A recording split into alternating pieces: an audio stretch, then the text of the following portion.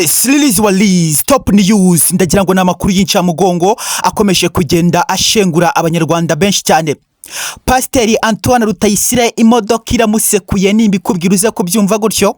Burya mwabantu mwe hari ibintu biba mu buzima bwacu ukavuga uti ni karande. Ubwo ni nkubwira ngo Pastor Antoine Rutayisire hari ku isaha saa 3 irengaho iminota 15 azafate imodoka ari guturuka kuri Yenzi, inyuma gato aturuke ikimodoka cyahoho cyahore kivuza amahoni. Iyi modoka yaturutse kuri ADPR haruguru cyane. Ubwo mu by'ukuri Pastor Antoine Rutayisire yaratwaye imodoka ya Toyota Hyundai 2022. Ubwo nyine mu by'ukuri azashyiremo umuriro yumva inyuma gato haturutse ikimodoka cyahoho kiza kivuza amahoni. Antoine Rutayisire agira ngo mu by'ukuri ayihunge aho ayihungiye, ubwo ngo ajya kumva imodoka iramusekuye azagira ngo atabaze nyine asanga imodoka yamaze kuba imwinjiramo. Abatabaraga bazamukuremo barebe basange ni Antoine, batangira kuvuga uti mu izina rya Yesu pepe katika jina la Yesu. Bigenze gute uyu mupasiteri n'ibiki bimubayeho? Mu by'ukuri yakomeje kugenda afasha benshi gukizwa. Kuri aka kanya Satani amwigarurije ute? Ubona ko nyine abantu agahinda karenda kubashengura umutima, bazareba isura babone barayizi. Ubwo ni nkubwira ngo uyu mupasiteri yakomeje kugenda abatiza benshi mu banyabyaha barakijijwe, ndababwira ibintu magazeho ndagira ngo nyine benshi murabizi. Uyu mupasiteri ariko ngo byaje kugera igihe ubuzima buramurya, hahandi nawe ushobora kureba umuntu ukabona ko ubuzima buri kumurya. Burya imodoka ya hoho ni imodoka itari nziza mwabantu mwe. Izi modoka za hoho zizakora ibara. Izi modoka za hoho mu by'ukuri ndasaba leta y'u Rwanda ize kuba ikora check up cyangwa se igenzura harebwe nimba koko izi modoka nazo jujuje ubuziranenge, zitameze nk'izi nzoga za kibingo cyangwa z'ibyuma. Kuko urareba ni imodoka ubona ko buri munsi zikomeza kugenda ziteza impanuka pe. Tekereza iyi modoka ntabwo mu by'ukuri mu mwaka yabura kuba yishemo abantu nka 200. I think ko n'inzoga ubwazo ntabwo zishobora kwica abantu 200. Ndagira ngo murabizi byatangajwe ko abantu 50 nibo bishwe n'inzoga, by'umwihariko zagiye zikorwa n'inganda cyangwa se n'abandi bantu bagakora inzoga zitijuje ubuziranenge. Ariko iyi modoka ya hoho ikomeza kugenda ihitana ubuzima bw'abantu benshi cyane pe. Ndasaba leta y'u Rwanda kugira ngo ize kureba nimba koko izi modoka zujuje ubuziranenge, kuko nimba iyi modoka ishobora kuziga kuri impanuka ikica abantu 20 direct, urabona ko byanga byakunda yifitemo ikibazo. Izi modoka za hoho ziri guteza impanuka mwabantu mwe. Mu by'ukuri ndagira ngo tuze kuba tugaruka kuri uyu mugabo. No mugabo wakomeje kugenda ubabaza benshi bazahagire batangire kureba uko byagenze bavuga uti pepe katika jina la Yesu. Bigenze gute uyu nguyu we bije kwabiza gute? Uyu Satani mu by'ukuri ushaka gusabiriza ubuzima bwa pastor, reka mu by'ukuri tumwirukane pepu. Nyine ukabona ibintu bavuga rimwe na rimwe barakomeza kugenda bagaragaza agahinda na motion. Uyu mugabo rero ndagira ngo tuze kuba tuganiraho. Murabizi ko ku munsi wo kwa gatandatu yari afite igitaramo. Ubwo nyine yaravuye mu rugo iwe ageze kuri Yenzi. Ndagira ngo kuri ryo kuri Yenzi ku mihanda winjira Nyabugogo, undi muhanda umanuka kuri Kiliziya no kuri stade murawuzi. Ubwo mu by'ukuri imodoka zituruka Icyangugu Rusizi murabizi ko zihurira kuri Yenzi nyine zitazikomeza Nyabugogo, abandi bagahagarara bakavamo.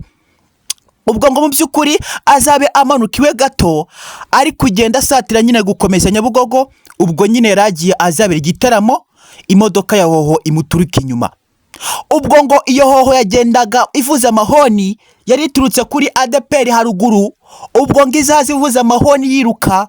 Mu by'ukuri Pastor Antoine Rutayisire nawe nyine yongereye akavorime. Ubwo ngo abamukuyemo bavuga ko basanze ari kumva indirimbo ya Vestina na Dorcas bita Itabaza. Ndagira ngo benshi murayizi, igira uti iyaba imigambi y'abana b'abantu ariyo ishyira akadomo kanyuma ku buzima n'imibereho yacu ntabwo tuba tukibukwa. Gusa kuko ngo ari umwami wabivuze ngo yakomeje isezerano yampaye. Ubwo nyine pastor yatwawe akomeza kugenda yumva ku karirimbo nyine ari mu mavuta. Ndagira ngo nyine akaririmbo ka Vestina na Dorcas murabizi ko na karirimbo kari kumvwa cyane. Nawe ngo yari yashizemo ako kavorime agendera muri uwo mujyo nyine. Ndagira ngo murabizi abantu batwawe n'Imana ntabwo bahiranwa n'indirimbo z'Imana.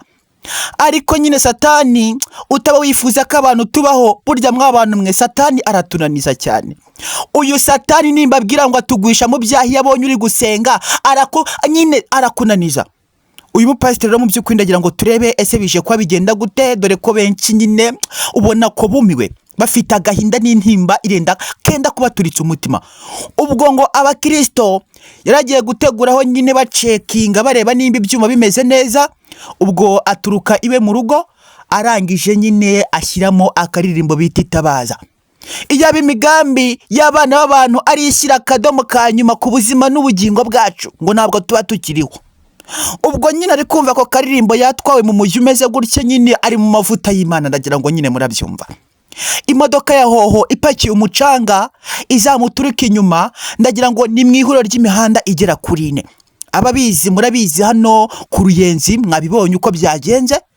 Ni ihuriro ry'imihanda igera kuri 4, hari agahanda gacomoka kuri Kiliziya hepfo, hari akandi gacomoka Icyangugu nyine ku modoka ziri kuva mu ntara, hari n'akandi gacomokamo hejuru muri supermarket murayizi hafi no kuri ADPR, hari n'akandi gacomokamo kava Nyabugogo cyangwa se kajyayo. Ni ihuriro ry'imihanda igera kuri 4. Ubwo pastor yacomotse we mu rugo mu gahanda ko haruguru kuri ADPR, aramanuka kumbe ngo satani hari ikindi kimodoka cyaho cyacitse fire kiri kuza kirirukanka cyane kizagere kuri uyu mupasiteri. Ubwo nawe nyine ari kumva akaririmbo nagiye mbivugaho cyane mbyitsaho cyane, ariko nyine icyo kimodoka cyavuzaga amahoni kizagera imbere y'uyu mupasiteri. Mu by'ukuri ubuzima buramushaririye, nibabwira ngo ubuzima buramushaririye reka mubwire ngo condolence, bitewe n'ibintu byabaye urabona ko ari ibintu bitari by'i Rwanda. Hari ibintu nawe ugeraho ukarebesha amaso yawe ukavuga uti ibi ni ibiki. Nyine hari ibintu nawe ushobora kurebesha amaso yawe ukavuga uti ibi ni ibiki. Aba badayimoni ni bwoko ki? Ngewe ubu ngubu hari igihe rimwe na rimwe bincanga nkabura icyo navuga. Uyu mupasiteri ntabwo yero gupfa akenyutse gutya cyangwa se arimbutse gutya, ubwo ariko ntabwo yapfuye uretse ko nyine yaje kubavunika. Madamu we azahagere asange nyine ibintu mu by'ukuri biri kwavugwa ni inkuru y'incamugongo, asange ni inkuru mbi ku bakunzi ba Pastor Antoine Rutayisire. Ubwo nyine azafata amavi ye yapfukamisha hasi avuga uti Imana ishobora byose mu gihugu cyo mu ijuru, wampaye uyu mugabo umumpakuze tubyarana abana hungu na kobwa, wambwiye ko ari we mu by'ukuri nzamusajisha, none bigenze gute kugira ngo akenyuke gutya? Bigenze gute kugira ngo bigende gutya? Mana ndatokesheje mu butwari n'impuhwe zawe iyi miraba n'imyandukire y'abadayimoni kuraho ku buzima bw'umugabo wanjye. Ubwo nyine ubona ko benshi bakomeje kugenda bareba uyu mudamu ko yakomezaga kugenda asengera umugabo we, bakavuga uti Mana tabara Pastor Antoine Rutayisire, ntacyo yakoze kibi, nta na kimwe kibi yakoze, yadufashije gukizwa, yakoze ibikorwa by'indashyikirwa, nyine yafashije benshi. Ni ukubera iki yapfa abadayimoni bamwigaruriye? Ubona ko nyine abantu benshi bakomeje kugenda batanga points zigiye zitandukanye, ukabona ko ubuzima bwe burakomeza kugenda bugarukaho n'abatari bake. Ariko nyine rimwe na rimwe nabyo nakomeje kugenda mvuga, izi modoka zahoho byanga byakunda zifite abadayimoni, nimba zidafite abadayimoni ntabwo zujuje ubuziranenge. Baze kuzipima nk'izi nzoga zakomeje kugenda zica abana b'igihugu cy'u Rwanda z'ibyuma na za Red Warage nizo bita za Kiwingo, zikica abantu bakazirebe. N'izi modoka nazo ndazikemanga, izi modoka munyemere